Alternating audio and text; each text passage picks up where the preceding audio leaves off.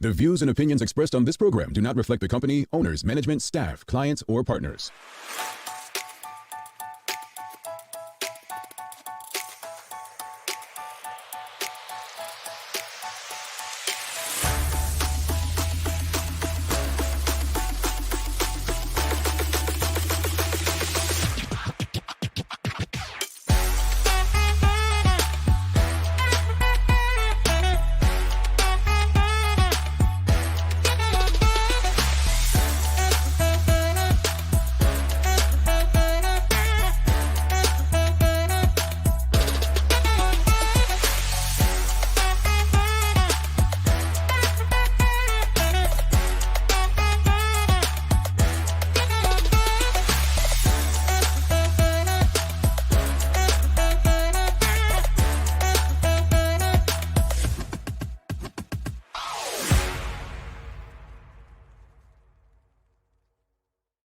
It's Tuesday, the 17th day of September 2024. Welcome to Bermuda's Daily Talk Show. It's the Daily Hour brought to you by the BAC Group of Companies, Medical House Lindos, and People's Pharmacy. I'm Jamal Hartman. She's Maya Palacio and MP. Yeah. Getting you 2 days in a row ain't easy, man. I know. Not easy. It's not easy for me too. I'm gonna work on three. Let's see if we can get it done. But how you feeling this morning? I'm trying to think. Did you sleep last night? Because you don't normally do that. I know. There were some projects that I want to get done, some deadlines that I want to meet, and then the story today that kind of made me want to dig into a little bit further. You know how I feel about roads and traffics in Bermuda, so did a lot of reading. Okay, all right. We're expecting something in the news break, folks. We were expecting something in the news break. I want to give a shout out because I don't know how I forgot, but my birthday is September 12th, and one of our favorite people in the audience's birthday is September 13th every year, and I forgot to say happy birthday to Adeline Swan. How dare I? Happy birthday, Adeline. How dare I? I know. It's great. I told her she should put me on punishment. But happy birthday, Adeline. Honestly, hope you had the best birthday ever. To everybody celebrating in September, as we said yesterday, Traveling Trotty had a birthday on Sunday, and I think a part of our team with Teo, myself, and Phil. Yeah, September's because there's only a lot of September babies. And Sanchez in April. Mm-hmm. Yeah. So I think September rules, folks. September rules. Oh, you really guys. Anyway, greetings, everyone. Thanks for making us part of the daily routine. A good one today as we welcome Karl Smith on from Freisenbruch for another segment of Get Insured. We're discussing pensions today. Pensions. So looking forward to the pension conversation. Don't forget to subscribe on our website. Follow us on all of our social media channels to stay up to date with all that we have going on. Help us grow beyond the mic as we do our part to continue to improve our community. Let's jump right into it, though, because we've had... I shared something with the TDH team yesterday. It's like every year, like around this time, usually in the summer, I send them 20 tips to be like a good presenter. Maya probably hasn't read it yet because she's been busy. But one of the tips in there actually shared something where I was trying to get away from how we need to be on social media, because crazy enough, most people get their news from what social media platform, Maya? Do you know? TikTok. No? X? That's Twitter? where people go for news, yeah. TikTok is where they go for entertainment, but where they go for actually news is X, which is crazy. But I did see something about X that Elon's 84% lost 84% in revenue, and Mark Cuban might be looking to buy it. That might be a more sensible platform after that. I'm just saying. I'm sorry, Tesla folks. I'm sorry. But anyway, in saying that, I think that's where Bermudians, between Madge's list, which I don't frequent unless someone sends me something, and X, that's where Bermudians tend to really express themselves. Yesterday, it was the traffic thing on Spurling Hill. This past weekend, it was what we discussed yesterday with the Burmese business that the London lady set up. Mm-hmm. But also, it was about protests. And there was a debate about protests in Bermuda. And so the question of the morning is, what is the most effective way to protest in Bermuda? Because there was some debates online about it. I mean, people were like, I think a point was missed because someone who is involved in doing marches and getting out there, and I've said it for years. I think it's more about optics. I've said it. I actually agree with the person who said that I think in Bermuda it's really about optics rather than being effective. There are other ways to protest than just marching out there in picket lines in 2024. I'm not taking away from that if you believe that's what you want to do, but there was supposed to be a protest at Belco last year or earlier this year, and we were trying to cover it. And how effective was that?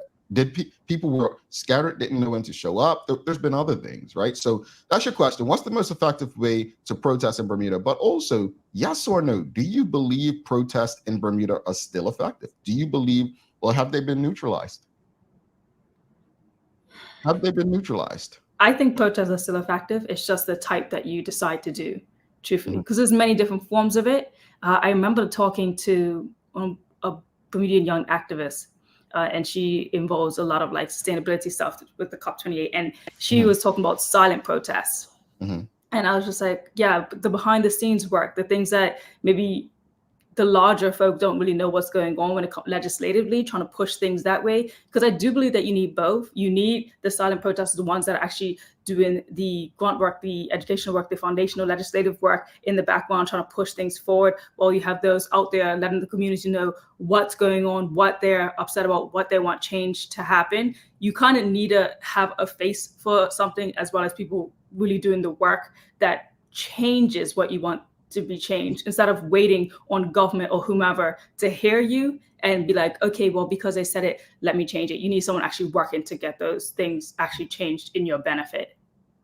I get you. I think protests, I do believe protests in Bermuda are still effective if done right. And right is obviously based on perspective, right? Mhm. But I think something has changed. Something has changed. People feel like they have more to lose, as if people who protested back in the day didn't have anything to lose. But I think when people have mortgages and so many things tied to their careers, like jobs and things in banks, they're thinking like, I don't want to lose that stuff. I remember when we were fighting conscription, the amount of people that came to us, sat on Larry Marshall Sr.'s couch that wanted help. But I'm talking people in the IB sector, guys still that have risen up the ranks over the last 15 years in that sector, but they didn't want to ruin their careers. Imagine how much more powerful we could have been with those people. But no, it's almost like Sir John says on this show when he comes on, like, some companies don't allow people to get involved politically, right? Mhm. Times have changed, whereas now we're left with, and I don't want to say the scraps, but we're not left with some of the best Bermudians because of things like that. So I don't think protests are as effective in Bermuda anymore, simply because people are really putting their career first. They're looking out for themselves. And I'm okay with that in a way, because at the end of the day, having gone through conscription, there's no one helping us pay our legal bill. So I get it. It's not effective. It doesn't help us, but I get it. I don't agree with it, but I get it. What's that old saying, that quote? It's like, those who feel it know it. Yeah. Yeah. And like, if it's not really affecting somebody, they're not really going to do anything about it. Come on. Life has taught us that Yeah. over and over again. Yeah. That most people, if they're not feeling the effects themselves, they're not going to worry about the fight. Mm-hmm. It's interesting you say that, because I remember I was at lunch in Bermuda with some cousins, cops, right? And they said to me, "Oh, now that conscription's done, you're cool now. You ain't got nothing to fight for." And somebody at the table says, "You don't know him, do you?" Folks, it was never about me. If it was about me, that same government minister who's a government minister today that said, "Why you didn't just come and let me get you off?" It wasn't about getting off and not doing service. It was about the law being wrong. That it was never about me. And I think that's something we missed through all of this. But audience, what are your thoughts? What is the most effective way to protest in Bermuda? And do you believe protests in Bermuda are still effective? Sean DeShield says financial protests or refusing to buy certain products can be effective. This is what someone said on the Axe Twitter thing the other day. They said, You don't need to be outside marching every day or picket lines. Dr. King told us about Coca-Cola and Wonder Bread, you know. He spoke about those particular products. Was it the I forget which protest it was, but he knew that he couldn't just march his way to the freedom he was looking for, or equity or equality. Folks, if you deem something unjust, if you feel discriminated against, I'm different. I'm already tell you. Okay, I don't need to be included, but I'll find a way to win this battle. There are so many different ways to protest, and not all of them require you to participate in a parade. No shade, but I'm just saying, economic protests, they've been proven to work. What else, audience? What else? What are your thoughts? Do you believe, Maya, you're a fan, you think they still work? Mm-hmm. I'll use the protest of the gentleman who came, I think he was the US consulate for like 2 months. I don't know if you remember that situation back in 2020. It was during Trump's first presidency. He came to Bermuda as the consulate, and people went marching outside the US consulate. That's a form of protest. Was it effective? Well, he was able to stay until his time was up when the presidency changed, I believe. So, I mean, what do we deem effective? What does effective look like to us? Is effective getting our way, or is it coming to a table and compromising? I don't know. That's a good question, though, especially when things start, because like, I'm trying to think about protests in Bermuda recent ones. And the one that always stands to mind is obviously the Black Lives Matter protests in Bermuda. And then I think we talked about on the show before, it's like after the large march, there were things that people were saying that we should be doing next, but never really came through. Organized like type protests, which is something that I wish would have been able to happen. But again, it's like, who's the, who are we following? Who's the leader? Things like that. Even out here, when I do march in like Free Gaza and Palestine protests, and I've seen the difference in the elevation of like when it started versus how it's going. Like at first we're just like standing there like, are we moving? Are we not yelling? Like, who's actually the announcer here? Like, is organization does play a big key in like how these things can be a lot more effective. And like, well, what are we asking for? Who are we sitting with? All those type of questions that need to be like answered and addressed, and who's coming out and who's the leader, And I think having a leader in the face is important. But I think, absolutely, I think Maya's touching on something very important. It has to be organized. There has to be leadership. There has to be a captain, right? But I also think it takes sacrifice. And I don't think we have a population that is willing to sacrifice. What do I mean by sacrifice? The one thing Bermudians have in common, regardless of the amount of money they make, is the Belco bill, right? Why not a collective show of strength and unity by just everyone not paying their Belco bill? Because we don't want to be inconvenienced. Because we don't want to be uncomfortable. That's what it comes down to. And I think as long as those who you'd like to protest against know that, oh, they're not going to do anything. I've told you before. I remember having a politician saying, oh, they'll complain for a bit. We do it every day, whether it's Magis List or Acts. We do it every day, which is why this show exists, so that we can actually have discussions, discuss solutions to what people are complaining about. But if we were truly serious about protests, let's start with Belco. If everyone didn't pay their bill, no, I'm not advising that, folks. I'm just giving you an example. I'm not advising. Do your thing. Do your thing. I'm not advising. Let me look. You heard the disclaimer before the show. I'm not advising it. I'm just simply using this as an example. If everyone decided not to pay their Belco bill, that's a form of protest. But protest, for it to be effective, requires every last person to collectively make a decision as a team that will impact something greater, that will deliver them the results or close to it, or get them to the table to make some sort of agreement. But how many of you are truly going to go out and say, you know what? I ain't paying my Belka bill. Why? Because you don't, especially during the summer months, and I get it. It's hot in Bermuda. And by the way, coming over to your house and you ain't got no AC, I'm not coming. Let's go to the comments. We've got Suzanne Ingham. She says, protesting, speaking up and out, making it loud and clear, remembering you have a choice, just my opinion. There were so many complaints about Sperling Hill, Cavendish Road that it pushed the COH to respond yesterday evening in the media. What was said, just my 2 cents, thrown in the pot. I'm not the only one that feels this way. Shamari Talbot says, I'm sorry, there are multiple ways to protest. It doesn't require a leader like the theater boycott did not have.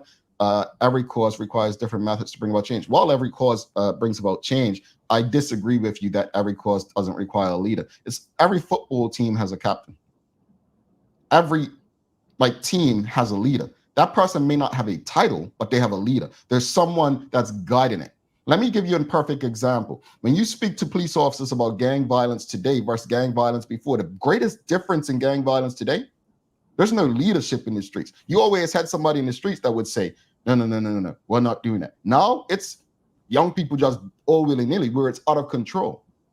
Leadership, whether you like it or not, an organization. Again, I don't know if you just tuned in, but as I said, times have changed. Today, you need some sort of organizational structure and leadership to be successful. Back then, you may not have needed it. But also, respectfully, all those in the theater boycott were highly educated only. So I don't think the comparison is straight. Today, nah, it's too much ego, bro. It's too much ego to say we don't need leadership. Suzanne Ingham says, okay, I got it. There's always cost to standing up, speaking up. Thank you, Jamel. I just think, I believe, I do agree with Shamari Talbot, and that's what we said earlier. There are various ways to protest. I don't think shutting down, protest is the way to go. I think there are so many different ways. I think we need to figure out, the question is, what is the most effective way to protest in Bermuda? Like today, what is the most effective way to protest in Bermuda today? I think Sean Desfield said it right. Financially, probably is the best way to protest in Bermuda. When you think about the size of us too, we're really small. And now we're talking about leadership and needing a leader to organize things or be the face of things. Mm-hmm. Obviously, that's going to be quite hard in a nation we talked yesterday about burning bridges and whether not to do so or not. And, the fear of taking something on this magnitude, knowing that you probably will be blackballed or probably will get, thrown out of something or the other. So it is a risk. It's a high risk. Mm-hmm. And sometimes that risk doesn't even come with the reward. So it's a big sacrifice to take, especially on a very small island, to be the leader and be the face of something that's at a magnitude, even if it's something that will benefit the entire community. Indeed. Michael Daniels says, successful protests need unity of thought. Are Bermudians sufficiently in tune with each other to make it happen? That's a good question. Also, I feel like we're all just kind of going through our own mental, physical, financial struggles as well, that it's hard to take on things. That's why it's so easy in this capitalistic world to like you said, we complain every single day about something. And then I'm sure a lot of us want to take so many things on. But then, do I have dinner tonight for the kids? Do I have this house bill covered? Do I have we want to do more, trust and believe we do, but we're in a system that makes us incapable of doing more sometimes. And it might seem on some instances egotistic, but it's also survival from where we are. But it's like you said, it's needing that one break, that one person, whether it be a leader or something, to change that shift. But everyone needs to collectively want it bad enough.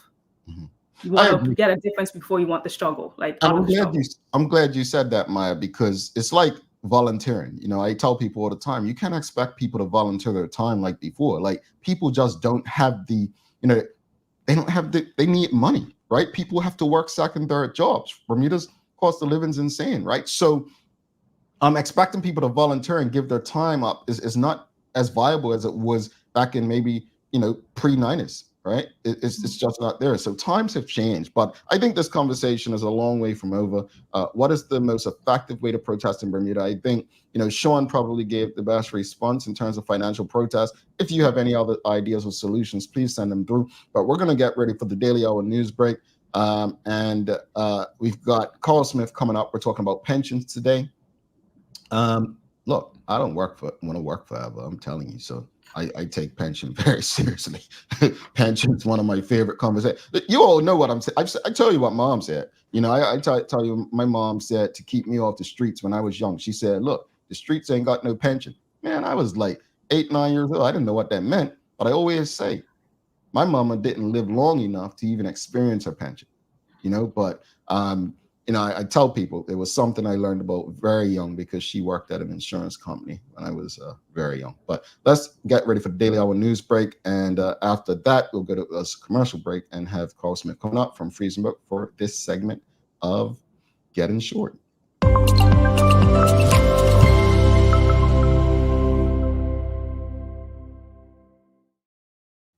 All right, good morning, everyone. This is your Daily Hour News brought to you by the great people at People's Pharmacy. So there was a discussion that was put out. You may have seen on Twitter, you may have seen on Instagram. I saw on Instagram first with the image of Sperling Hill and some of the construction work that had recently been done and the pedestrian streets. So here's the story, bit of an explaining story about why they have it and what's going on at Sperling Hill and the construction. So let's take a look at this. They have noticed an image of Sperling Hill's new pedestrian, which is a part of their project to better improve the city's traffic experience and pedestrian experience, because remember, the roads don't just belong to the vehicles. Now, this image may have been the first wake-up call to many about the changes in the city, but this has been an ongoing project for well over a year. You may even recall on this show a video I took of workers counting cars, buses, vehicles in the city and monitoring where they go, what lanes take priority, and how traffic flows.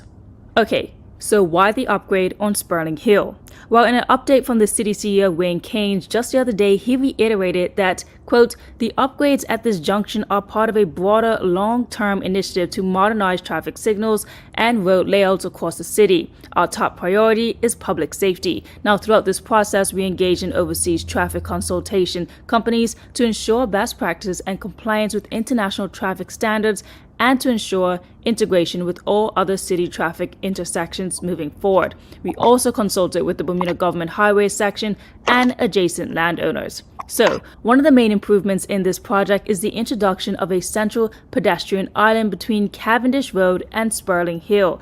This new design significantly enhances pedestrian safety and makes the crossing wheelchair accessible, an essential upgrade given the increasing pedestrian use in the city identified through their pre-project research. Before these changes, pedestrians had limited safe crossing options, which are now being addressed. Also, a lot of people have complained about how narrow the roads were in some of the comments, some even believing it won't fit a bus. Well, that's not true. The narrowing of the carriageways on Cavendish Road and Sperling Hill is based on best practices from urban streets designed to encourage slower and safer driving speeds. These changes are fully compliant with and in fact exceed international standards. So, now, let's take a deeper dive into the plans while we discuss Bermuda's traffic. If you have driven this road, you may have witnessed how people don't stop at the line as indicated or speed through the lights, or even those who nip the corner and go down the hill illegally. All these changes are to prevent instances like those from reoccurring. There will be new crossings for pedestrians as the old one will fade away, and even vehicle loop detectors. The city is addressing the problem areas for accidents or negligence and increasing the walking experience for those in the city and those who park in the lot and simply need to cross the street. The plans are also available on the City of Hamilton site for a deeper look into their goal, and there's a contact number for the construction people too. Now, I've said it before, Bermudians don't drive our speed limit, and the role the city is taking with this international influence of urban design is to slow down traffic without a heavy amount of signage, which will help prevent high speeds, like in this video here showing ways other urban cities use structure to avoid speeding, the need for officers, and added lights. So, now that this is explained, how do you feel about this new plan? So thank you for that, Maya. I remember you doing a story months back, if not last year, about this, about how they slow traffic down in certain areas, and I think you used that example. I'm gonna be honest with you. I don't get the complaints. Maybe it's because I don't use the road. Sorry, Suzanne. I honestly just don't get it. I don't get the Maya just really just. I mean, if Maya was a rapper, she would have ethered you all just now with that. I don't think that was her intent. Ethered, that's how you pronounce it, right? When Nas got Jay-Z. But I'm saying I don't think that was her intent. But what I think she did was, we discuss this in the TDH group all the time. What she did was give you facts for your feelings. That's what it was. It was facts for. We understand you're upset. We understand you think it makes no sense. But now that you've been given information, digest it and understand that it's probably something that was done in your best interest. I'll drop the mic to you. Yeah. It was a plan that's definitely been ongoing for, like I said, well over a year. They've had many consultations, public consultations about it as well, that people could have definitely put their importing in to, get their own voice, of course. And you still can, even if you want to, just to be like, I don't think this makes sense, or I don't like this or that or the other, or can a bus actually fit, yada, yada, yada. Any question that you have, there was a contact there. You can still contact the city of Hamilton and they'll answer it for you too. I don't trust many people, especially politicians. I'm not saying that the Corporation of Hamilton's politicians, but some of them are elected. But I'm pretty sure they would have measured to make sure a bus can fit, folks. I'm pretty sure they would have at least done that. All right? Okay. Go on, Maya. Moreover, in the news, so we had some new appointments that were sworn in as well earlier this week, just the other day, actually, at the Government House. The Premier, the Honorable David Byrd, announced the appointments of Senator Kim Wilkerson as Bermuda's new Attorney General and Minister of Justice. Also sworn in was the Honorable Crystal Caesar, JP, MP, as the new Minister for the Cabinet Office, and Jashay Adams, JP, as the new Junior Minister of Finance. And so those are the appointments that did come in place yesterday, and there was a lot of cheers throughout the ceremony as well for these three new appointments. As we know, the Honorable Kathy Lynn Simmons had resigned, which kind of made all these new things trickle down, as well as the transfer over from the MP that moved to the OBA now as well. So those are things that happened, and these are the reactions.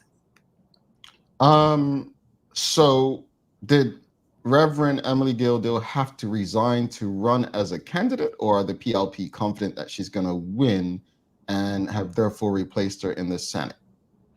This happened as well with in another by-election. I know the answer is not coming to my head right now. Someone in the comments can respond to it, but I will bring it up if I recall it throughout the rest of the show.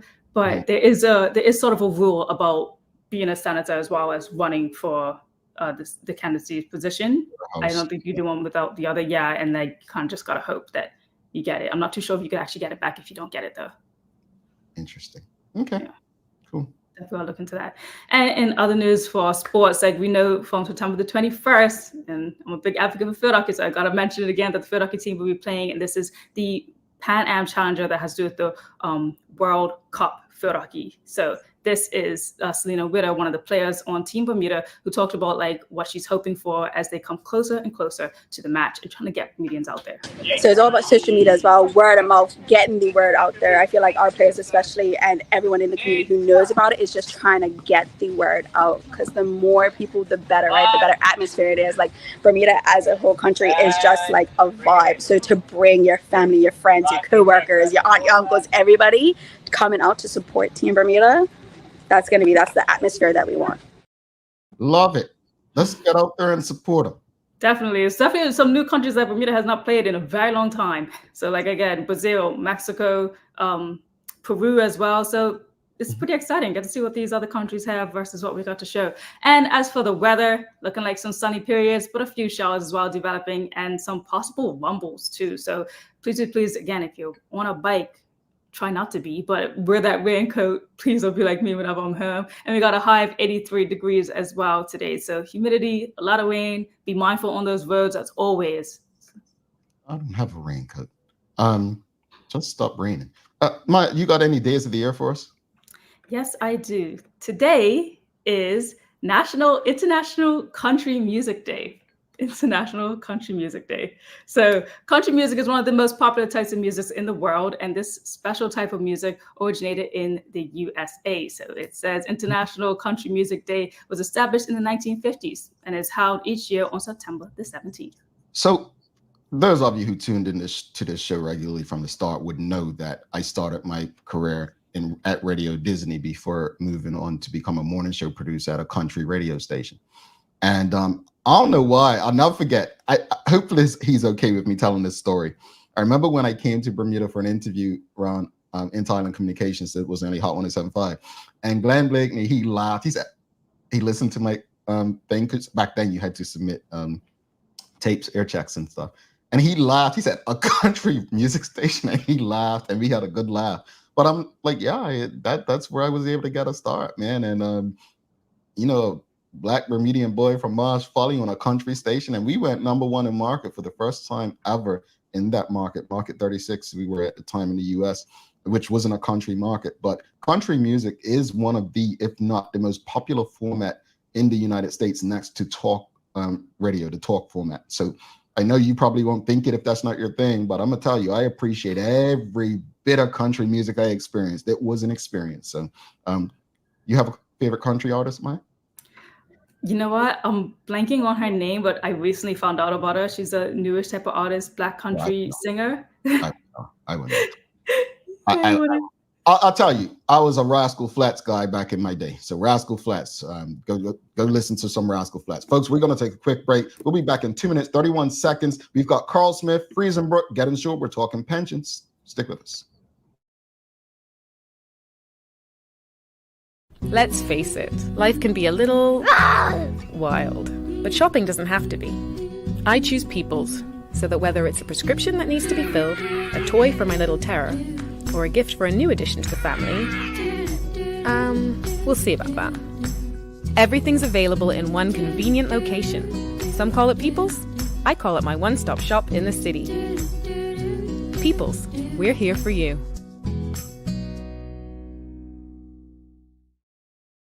Welcome to the new bulk store, Lindo's Next Level. Wake up in the morning with enough coffee to keep you running throughout the entire day. Your pet at home deserves the best. Stock up on dog food to keep your puppy happy. Need a quick tasty lunch at home? Your chicken nuggets will be jumping right out of the freezer. What's a movie night without popcorn? You can never have too much. Lindo's Next Level. Why go anyplace else? Unlock your business potential with BDC's General Microloan, offering up to $30,000 for Bermudian small and medium businesses, whether it's for inventory, working capital, or equipment. We provide 100% guarantee on approved loans, simple application, low interest rates, and fast processing. Apply today and make your business dream come true. Summer is almost here. Dive into the season with dog floats and dog pools. Enjoy 20% off West Paul's dog floating toys and shop our life jackets for safety in the water this summer. Get all your summer needs before the holidays and events begin. Don't forget to stock up on poo bags and check out Dicky Bags, the poo bag holder that locks in the smell until you can't dispose of it. Remember, even dogs need sunblock, so visit Noah's Ark today, Bermuda's most trusted animal supply store for all your summer essentials, and ask us about our rewards program. You think you know Bermuda? Well, put your knowledge to the test on Bermuda Trivia, the game show. Whether you're a history buff, a culture connoisseur, or just love your island and people, this is your chance to shine. Show off your skills, win cash prizes, and prove you're the ultimate Bermuda expert. Don't miss out. Your spot on Bermuda Trivia awaits. To be considered as a contestant, register by sending us an email at contact@bermudatrivia.com. Registration deadline is September 10th. Welcome back to the big show, M to the P. My Palacio and Jamel Hart, and it's the Daily Hour brought to you by the BAC Group of Companies, Metacross, Lindo's, and People's Pharmacy. Do not forget to subscribe on our website. Follow us on all of our social media channels to stay up to date with all that we have going on. Help us grow beyond the mic as we do our part to continue to improve our community. That deadline has been extended to Wednesday. Wednesday is Tuesday today, so Wednesday tomorrow for Bermuda Trivia. If you see the commercial still running and saying deadline September 10th. So Stacey Ann Brown, she's really good at trivia in the audience, and NTS, and Karen Simmons already done it. So if you're confident, if you want to win some money and help with those expensive Belco bills, hit us up. All right, without further ado, let's bring our guest for the day. Let's give a warm TDH welcome to another great person from Freisenbruch who's coming to educate us and help us with something insurance related. We're talking pensions today. Give him a warm TDH welcome, audience. Karl Smith. Calm down. You don't know him like that. Morning, Carl. How are you? I'm good. Good morning, Bermuda. Thank you, Jamel and Maya, for having me on. No Thank problem. you. Thanks for coming. First off, I gotta ask you, are you a country music fan at all? That'll be new to me. No, I have not gotten there yet. Okay, you gotta ask, right? Because when I tell people, I'm like, I worked at a country station, and people hold in their laugh. You didn't laugh at me, did you? No. Everyone has their lights and have to do what you need to do. That's what it was. That second part, I had to do what I had to do, man. I had to get Carl, You liked it. For doing this. I grew on me, but thanks for doing this. Thanks for joining us. Before we get into the conversation about pensions, just tell the audience a bit about your background and what it is that you do. Wow, my background. I'm originally from Barbados. Grew up in Toronto. I've been in the banking finance world for, when I age myself now, over 30 plus years. I am certified financial planner, MBA in finance. I now lead the team over here at Freisenbruch as head of pension, life, and investments. So most of my life has been helping people with money from private banking to normal individuals to anyone. And one of my dreams and hopes was always about educating people. So when I came over here to Freisenbruch, it was on the basis of helping Bermudians and educating Bermudians on pensions, life insurance, and investments was the goal as Mr. Freisenbruch wanted for his company, is education of Bermudians. And that's why I'm here. You sound like you've tied all your like passions together, and I love that. Well, thank you for doing what you do. Look, like I said, I learned about pensions before I was old enough to even start having one. But one of the things I currently, I'm based in the U.S. and in the U.S. For many years, people used to, work and then retire and head south, like to Florida. Unfortunately, Florida is no longer what it used to be in terms of somewhere you can just take your pension and retire. The cost of living is through the roof. Yeah, that's like Bermuda. Bermuda is, I used to hear people saying, "Oh, I'll retire somewhere like Bermuda," and unfortunately, cost of living is a bit out of hand. But let's speak to that. How can people, in Bermuda, they retire, right? They want to ensure that they have enough savings in their pension to maintain the current lifestyle they have. How can they do that? Well, what I'll say, one of the things that people tend to miss in regards to understanding money is inflation.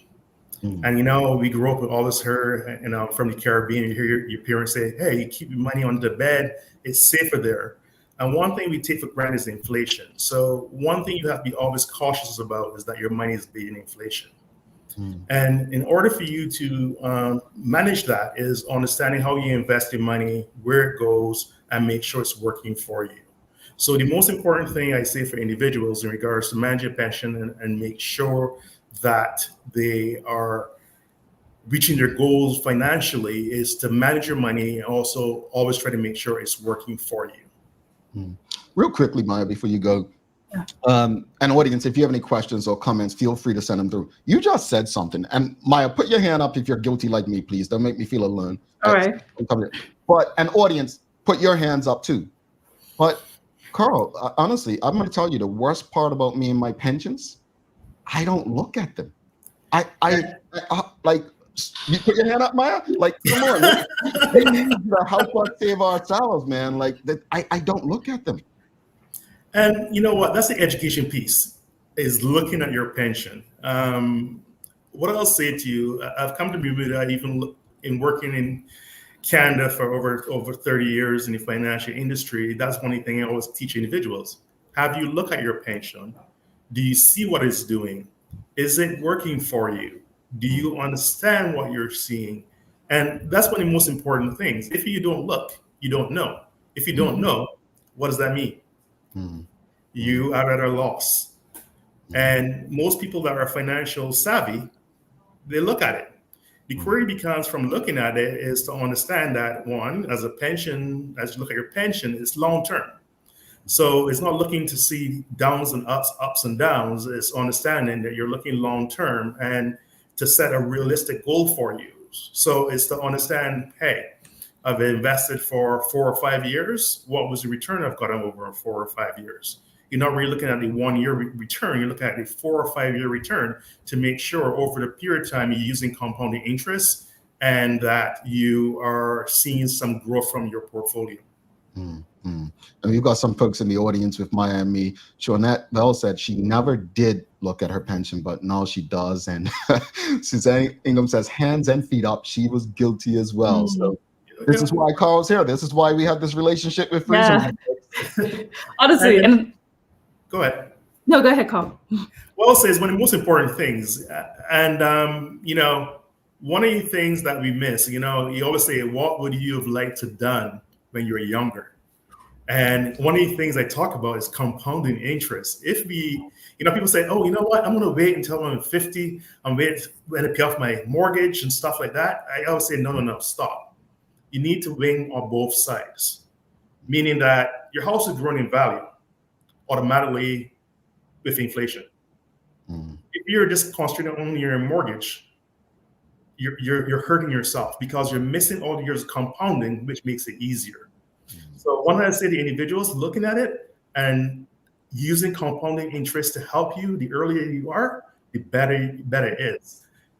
And that's what I kind of teach people in regards to that, you know, people all say, oh, I don't like that. I don't like that. There's good debt and there's bad debt. A home is good debt because guess what? That property is growing. So, you know, winning on both sides. You're yelling at me, folks. Yeah. So for me, it's about make sure you're winning on both sides and make sure that you are looking at it to understanding what it is and how it works.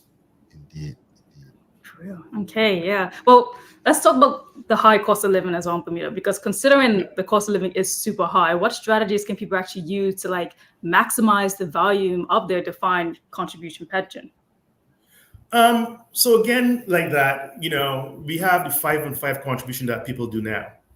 The query becomes, is that enough? It is not. Okay. So for me, is like, are you making voluntary contributions? One of the simple things that I always tell clients too is, you know, your pay goes up by 2%. Did you increase your voluntary contribution by 1%? That 1% will make a big difference over the 30 years, 20 years, 10 years, because that 1% difference every year adds up. So in order for you able to grow your pension is looking at the amount you contribute. Yes, the government gives you rules of 5 and 5 and 10%. Are you contributing more to your pension? You know, what I'll say to you, you know, a lot of people have said, oh, well, I'm saving in my bank account. Is the bank account you're investing in regards to that security net, is it paying you enough? Is the bank paying you more than inflation? Usually, not. They're not. So making sure your money works for you is how you get your investments to grow. Indeed. Okay, so talking about making your money work for you, so how can people effectively manage their investment choices then with their pension? One thing I'll say, the most important thing about any kind of investing is being able to sleep at night. And each person is different. You know, for me, I'm a very high risk person. So all my money is in the stock market. Every person can't do that. So I'll say to you, understanding what's your comfort zone and understand the type of investor you are is important. Understanding choices you have in regards to understanding fixed income products versus stocks versus different types of stocks, the type of risk each stock has, and understanding how that can work for you. So talking to an advisor or talking to someone at Freisenbruch, where we try to educate individuals about the different types of investments, is very helpful. And you know, unfortunately, a lot of people do not understand the investments. They don't understand how each investment works, you know, and they all say, oh, well, I'm worried if I lose money. The funniest thing about it is that I always make it simple for individuals when they're thinking about losing money, okay? And I find this one of the funniest things about life. When the market goes down, people believe it's a loss. You've personally lost money. The reality is that you haven't lost money until you take it out. But here's the funniest thing that people don't think about. I always bring about the simple things that people don't understand. When toilet paper goes on sale, what does most people do? They stock up. When the stock market goes on sale, what does most people do? They take it out. What do the very savvy investors do? They invest. If you look at Warren Buffett, he also have money stored away. When something goes on sale, what does he do? He buy a lot of it. So, that's the mindset that you have to have in regards to investing, is how do you use it to your best interests? So, for example, when you have funds sitting around and the market drops by 5-10%, you purchase. And that's things that people have to do in regards to understanding the investments, understanding how the market works, and the different investments that are available to them to grow their nest egg. Okay. This is so helpful information. Thank you for that. Okay, so let's talk a little bit more about healthcare in Bermuda, because again, like cost of living, healthcare is a big crisis as well. So how should people plan for healthcare costs in retirement, particularly given Bermuda's expensive system? Yeah. And, it's getting that way right across the world. People talk about Canada having a healthcare system and this person have a healthcare system, but you pay foreign taxes. In Bermuda, you don't pay taxes. So I say for you is planning for your healthcare costs in your pension. So technically, no one thinks about saying, you know what, I'm going to have healthcare costs, it's getting more expensive. Maybe let me put 3% of my payment or 2% of extra payment towards healthcare. So start including that in your contributions as part of your plan. That will help you with the costs, because one, you're getting compounding interest. Two, you're planned for it, which a lot of people don't plan for it. And it becomes simple. People always get caught up in saying, hey, I can't afford 1%, I can't afford 2%. It's the little things that count, you know what I'm saying? I would say to you, 1% could be of income, maybe is, if your income is $100,000, is $1,000 a year divided by 12 months is, I think, about maybe $96. So is that one coffee, $10, or 2 coffees a week? That's all it takes, you know what I'm saying? And, the earlier you start, the better, I would say, with compounding. And that 1%, sometimes you don't even see it in regards to what you're doing. Interesting. Okay. All right. Can you go a little bit more into compounding as well and just explain that, like flush it out, but also what is the importance of compounding growth utilization in the pension as well? Yes. So first thing first, with a pension, one of the most important things you're doing by doing, depending on how you get paid bi-weekly or you look at monthly, is what is called dollar cost averaging. And that's when you're utilizing the stock market in the ups and downs in order to reduce the cost of what you're purchasing it at. So when you're talking about compounding, for example, what is happening, the interest that you're earning is adding to your growth every year. Versus if you think about just doing it one time, then you're guessing on the market with dollar cost averaging, you're using it on different occasions. But what compounding does is that the interest that you earn is added to your principal you put down, which then adds every year, thus giving you faster growth over a period of time by utilizing the market and utilizing the growth within the investments.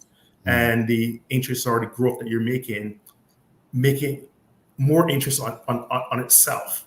Versus, if you're doing it over 5 years, it's only compounded for 5 years.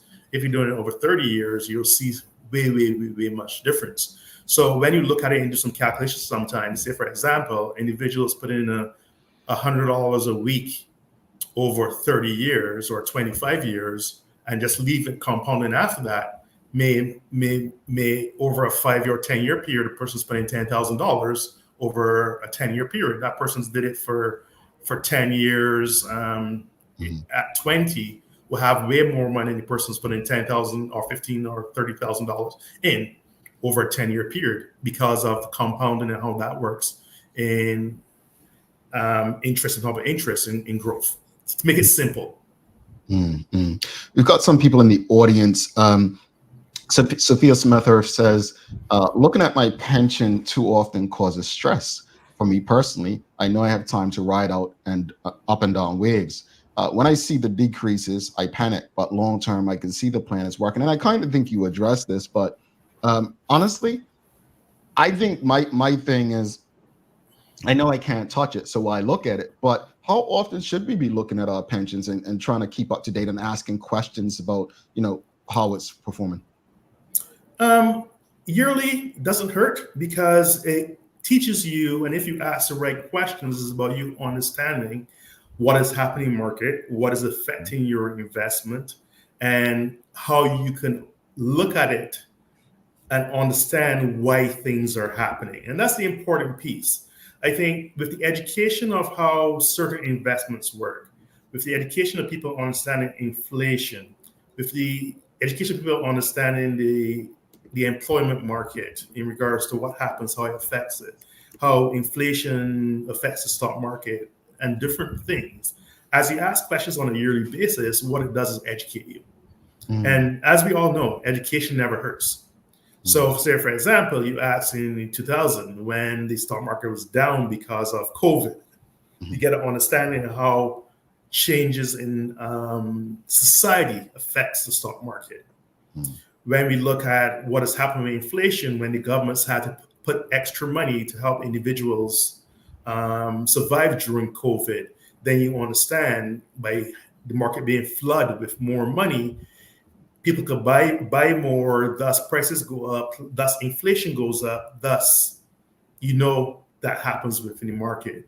So as you learn different things in regards to when you buy and how staying in the market, how it works, looking at understanding, for example, if you're not asking, you're not looking at your portfolio and see the different changes, and if someone can't explain to you why these changes happen, then you don't know. And if you go back to my old things in I think it was G.I. Joe, knowing is half the battle. I think that was the saying.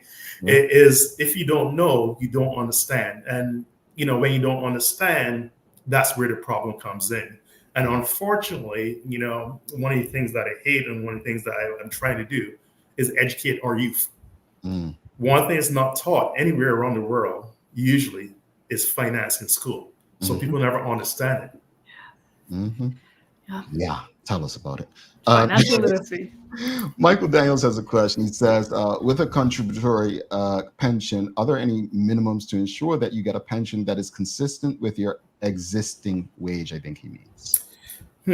That's a very interesting comment. I would say, unfortunately, there's not. I think when the government set the 5 and 5, that was more of them thinking of minimums that people will be comfortable with. In reality, if you're talking to a financial planner, when we're talking about savings and planning, we are usually looking for individuals to be saving 20 to 30% of their income to be successful financially and to be comfortable financially to get to the levels they want. Does everyone has that ability? Unfortunately not. But it's about understanding, knowing, and doing some kind of contributions a little bit up and above. So I guess when I talk to clients is, how are you making your money work for you strategically?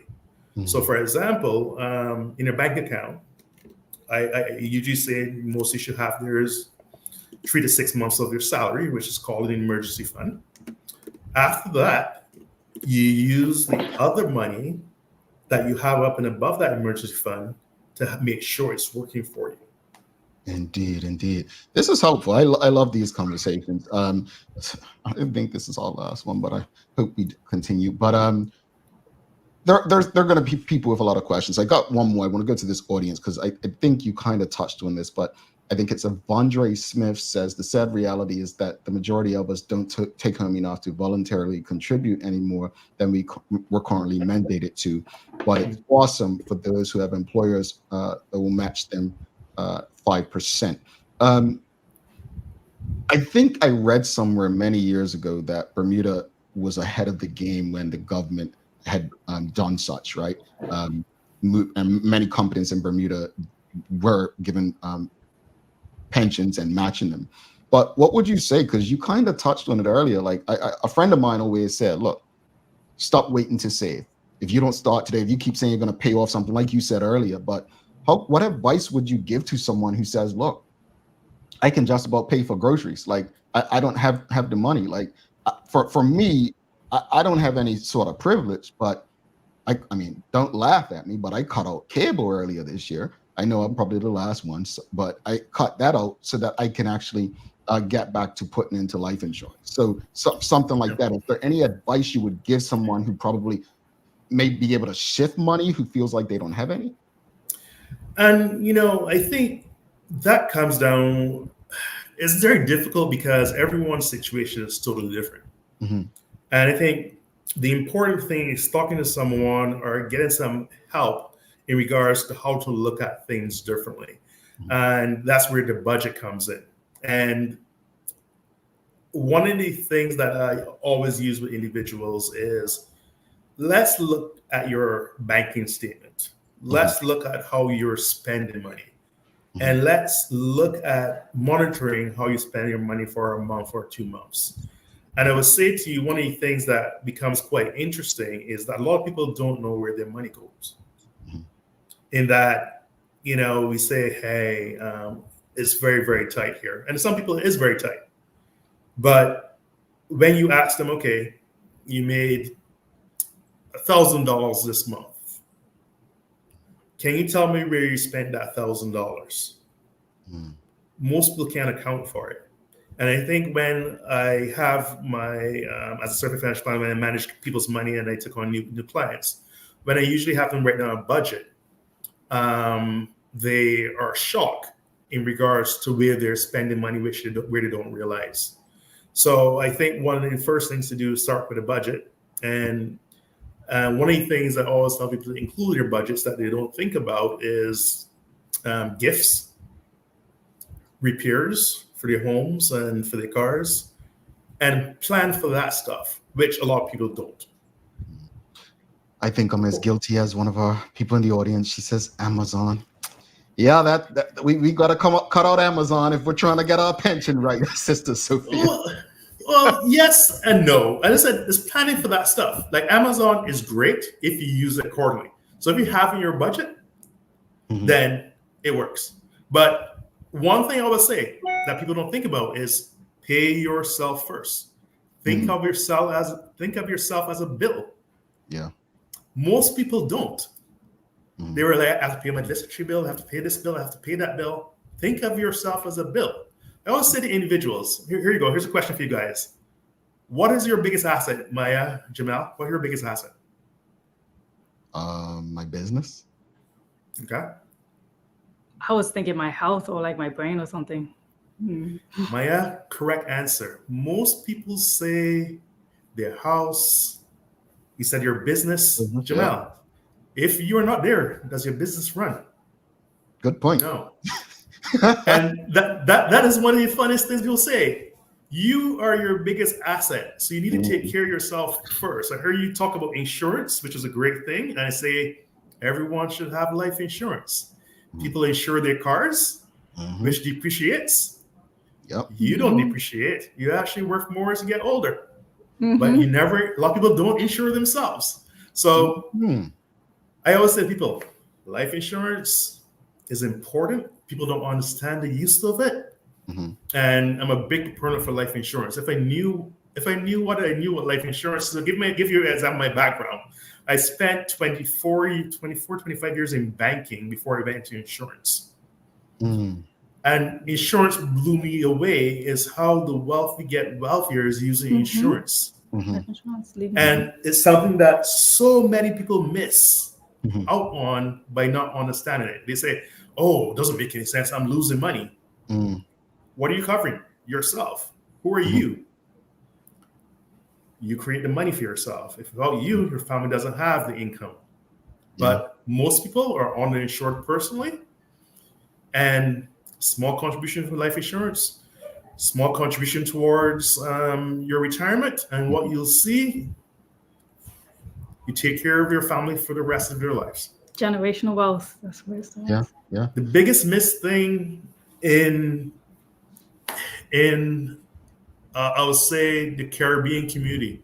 Yeah. I know we've had some hard times with different insurance companies going out of business, and that's on people's minds. That's where you do the investigation, understanding the different products you have, understanding companies to make sure where you're putting your money gives you the security. Yeah. Before we let you go, I honestly, we could go this conversation. I love it. I appreciate you all. Where can people go to learn more about the pensions that Freisenbruch offers and to learn about the process of getting their pensions? Come on down and see us at Freisenbruch.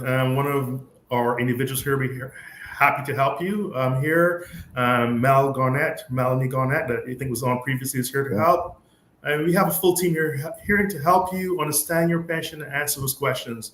What we're doing now, trying to get out to for all the companies that we work with, is coming out to most companies trying to get educational essentials out to individuals. That's one thing we are focused on for 2025 and in 2024. And that's our goal, to get out to all our companies that work with us to create education sessions. So with all individuals in HR, please reach out to us and we'll be happy to come out and do education sessions, because I think information is power, and understanding your pensions is power. To understand how it works and what you can do with it is power. And without you having power in your hands, you give control to everyone else. Indeed. Karl, thank you so much. Appreciate the information and conversation, and we'll definitely be in touch. Thank you for having me on, and great guys, have a great day and be safe out there driving in the rain. You as well.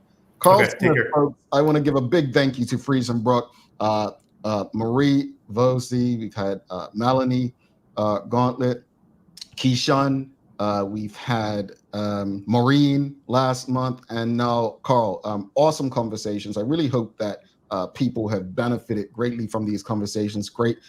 Big thank you to everyone at Freisenbruch for ensuring that we can have these conversations with you regularly. And when we come back, we'll wrap it up, but we'll also give the daily play. So don't go anywhere. We'll be back in about 1 minute, 25 seconds. Stick with us. Did you know 3 out of 4 people say that they have a good understanding of life insurance? But do they really?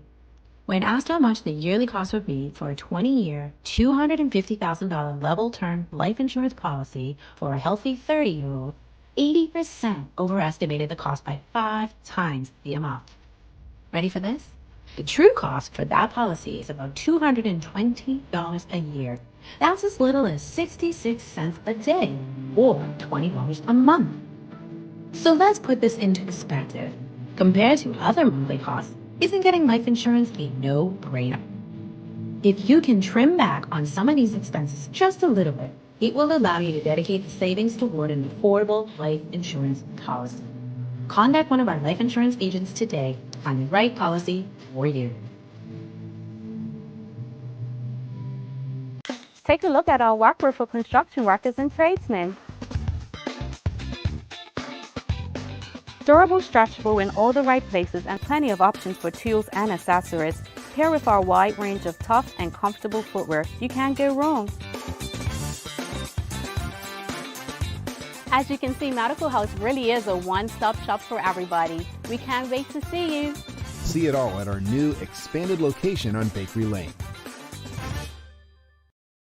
Alrighty, welcome back, and a big thank you to Freisenbruch, Karl, who came on today, Maureen last month, Keyshawn before that, we had Melanie, we had Marie, and also want to give a shout out to Angela Ambrosini, as well as Stephen Spencer Scott, for making sure that these conversations can come on our platform and hopefully help those businesses and employees learn more about how they can help themselves. So appreciate Freisenbruch very much.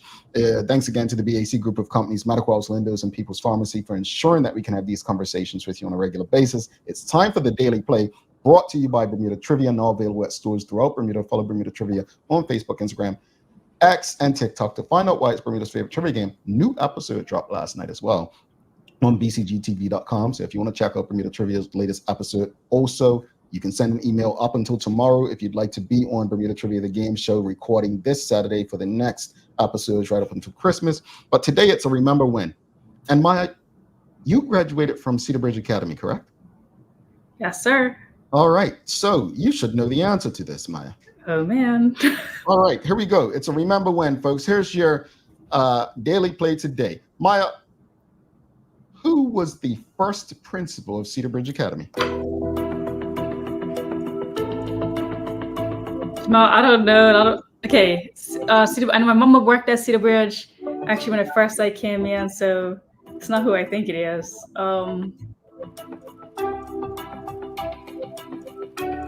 don't know. I have no idea. They didn't teach us that. they didn't teach us that. We called him Ernie Payette, but Ernest Payette. He was a Canadian. I think he was from Belleville, Ontario.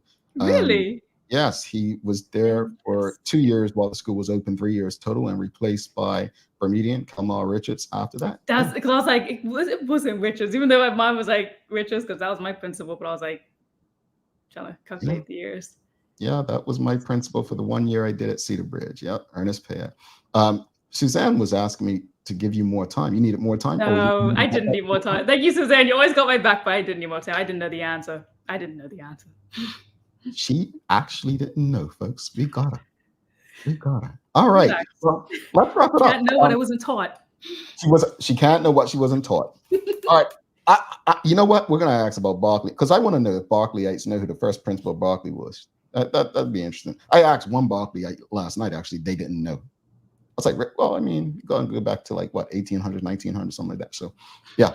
Anyway, let's wrap it up, Maya. Final thoughts on today's discussion. We've got protest and then obviously the conversation with Karl Smith. I love having discussions about protesting, and I like seeing what has worked and maybe what has not, because learning is a lifetime experience. So having the discussion and knowing about like what we believe to actually be the most effective, being the financial one, I think that's true, unless someone could actually think of anything more to share. But I like learning about different forms of protest as well. Like growing up, like you all know about the sit-ins or just things in history. But I do enjoy the discussion about protests because I do want to know what people actually care to continue protesting about right now and what needs to be done within the community or the world. So good conversation. And then in forms of Mr. Karl Smith coming on, man, I do need to learn more about pensions and investing. And I think it's crucial that we all do. I think we also have sort of a fear talking about money a lot in society. Like, it's just, we don't like to touch on it a lot. I mean, in our community, I think sometimes it's like inappropriate or something to like discuss money to people, but I think it's very vital and important because there's a lot of things that I didn't even know about, like my own family's financial situations when I was like trying to go away to school and things like that. Like, oh, we don't have this, or we don't have that. Like, it was a shocker. And I think knowing more about it and understanding investments and pensions is so crucial, especially in the Black community. There's one thing I remember seeing on a video. You may have seen it too, Jamal. It was talking about how life insurance is so crucial. And they said that if every Black person in America got life insurance, there'll probably be less cops killing Black people because all the insurance companies always have to pay out. And I remember like listening to that and like going like, yeah, it was an interesting discussion. It was like 5 years ago or something that I heard this. And I was like, I would like to know more about that theory and whether or not, how true it is, but or if it'll actually prevent the killings there. But anyway, I think life insurance is quite vital. I think Keyshawn, when he came on and talked about it too, like really gave some good advice on it. I think, yeah, there are memorable conversations about protest. I'll say this much, our form of protest for Bermudians against the draft was taking the government to court.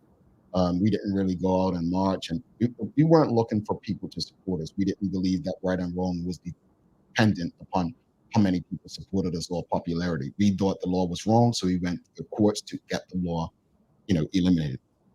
We lost, but the government saw fit to end it because they understood that the cause, whether the courts deemed it wrong or not, was pretty much time to go. It was wrong.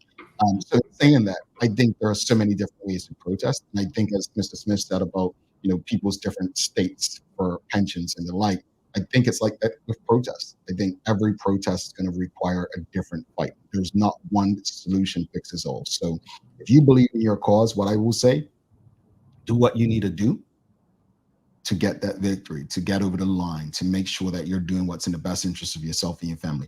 As far as the conversation with Karl Smith from Freisenbruch, I absolutely love these conversations. I love education. I'm going to tell you what he's made me do. I have 3 pensions and 1 life insurance. I guarantee I will literally be trying to figure out my passwords for all of them to look at them today. I am. I tell you no lie. I'm going to be looking at all of them. And the reason for it is it's actually irresponsible for me to like be putting money in these places every month and not even seeing what they're doing. And then showing up like 10 years later, huh? What's this about? I also like what he said. Consult your pension administrator or financial consultant at least once a year. I haven't done that. And I know we may say, well, they should be reaching out to us. Yeah, maybe they should. But it's our money. So I will be definitely putting in my calendar to reach out. You know me, I go overboard. So it'll probably be once a quarter, right? But I think it's our responsibility. I love that we're having these conversations on this platform. And I love that Freisenbruch trusted us to have these conversations on this platform. Maya, do you have any daily inspiration for us before we head out? Yes, this one's coming from Mark Twain. It's, if you tell the truth, you don't have to remember anything. Oh, let me stop reading from my notes. I should remember everything. That's a good one. I like that. I like that. Politicians, just talking to you. All right. Anyway, it's time to head out. Folks, don't forget to subscribe on our website. Follow us on all of our social media channels to stay up to date with all that we have going on.